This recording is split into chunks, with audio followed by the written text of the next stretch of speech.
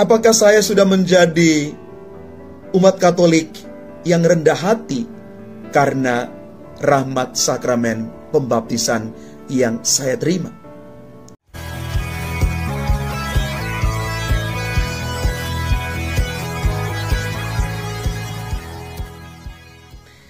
Salam Bapak Ibu, Saudara dan Saudari, sahabat-sahabat garam dunia yang terkasih. Hari ini gereja merayakan pesta pembaptisan Tuhan. Pembaptisan bagi orang Katolik menjadi hal yang sungguh penting. Mengapa demikian? Karena pembaptisan itu adalah pintu gerbang awal untuk menjadi Katolik. Ketika orang mulai menerima sakramen pembaptisan, artinya dia bisa menerima sakramen-sakramen lainnya. Dalam Katekismus Gereja Katolik sendiri dikatakan bahwa pembaptisan itu adalah sakramen iman. Iman inilah yang diperjuangkan dalam kehidupan sebagai orang Katolik. Tanpa iman, pembaptisan tidak ada maknanya. Artinya, tanpa adanya iman yang menyertai, pembaptisan tidak akan menghasilkan buah-buah dalam kehidupan orang tersebut. Oleh karena itulah, proses untuk pembaptisan itu sendiri memerlukan persiapan yang matang. Orang tua dipersiapkan kalau memang yang dibaptis adalah anak-anak mereka, atau kepada para katekumen yang dewasa, sungguh dipersiapkan dengan jangka waktu yang cukup lama.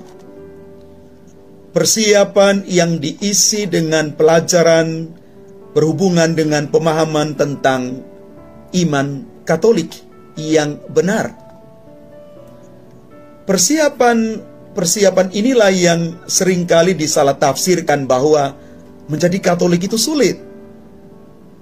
Padahal segala persiapan itu bertujuan supaya orang bisa mempersiapkan diri sungguh-sungguh untuk menjadi baru sebagai manusia Kristus.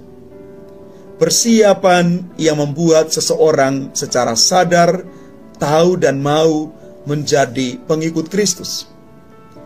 Kadang-kadang di dalam persiapan penerimaan sakramen baptis untuk katekumen dewasa, saya memberikan komentar demikian.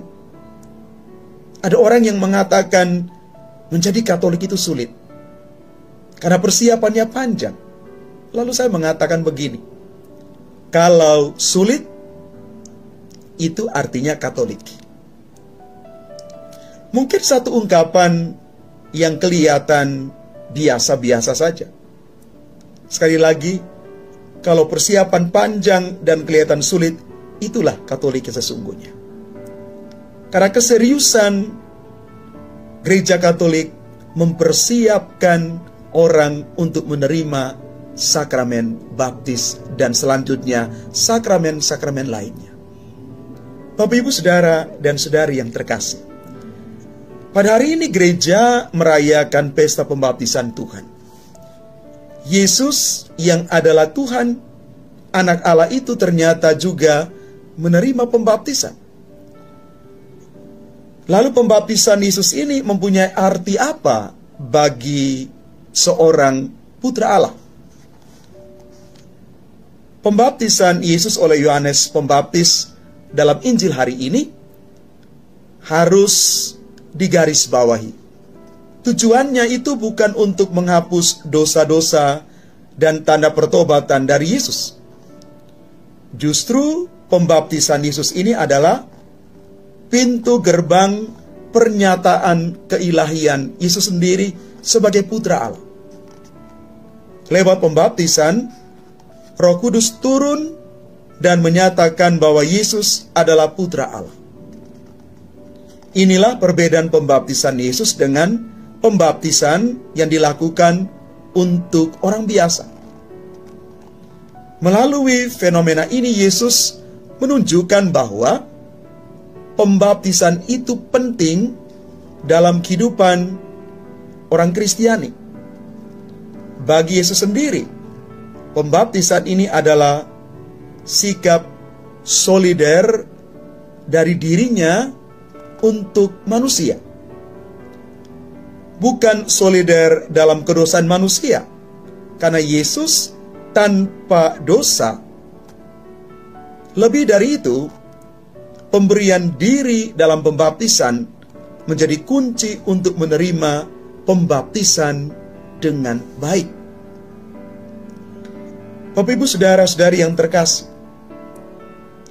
pembaptisan Yesus ini mengandung dua makna bagi kita orang Katolik. Yang pertama, penyadaran kembali akan kealahan Yesus yang terwartakan melalui pembaptisannya.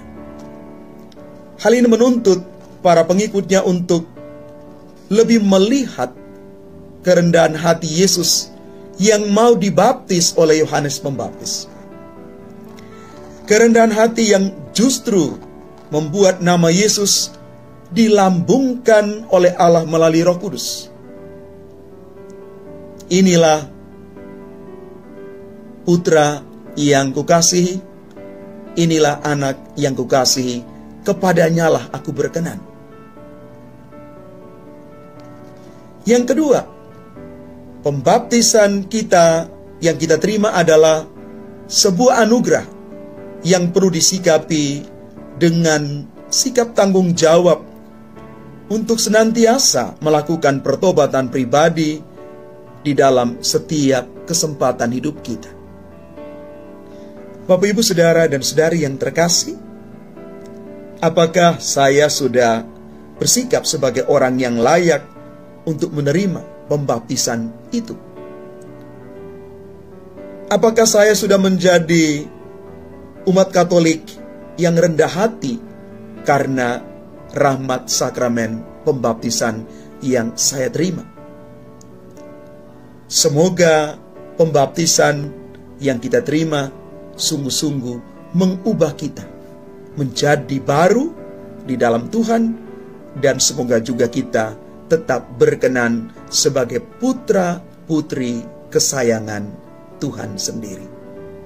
Tuhan memberkati kita sekalian. Amin.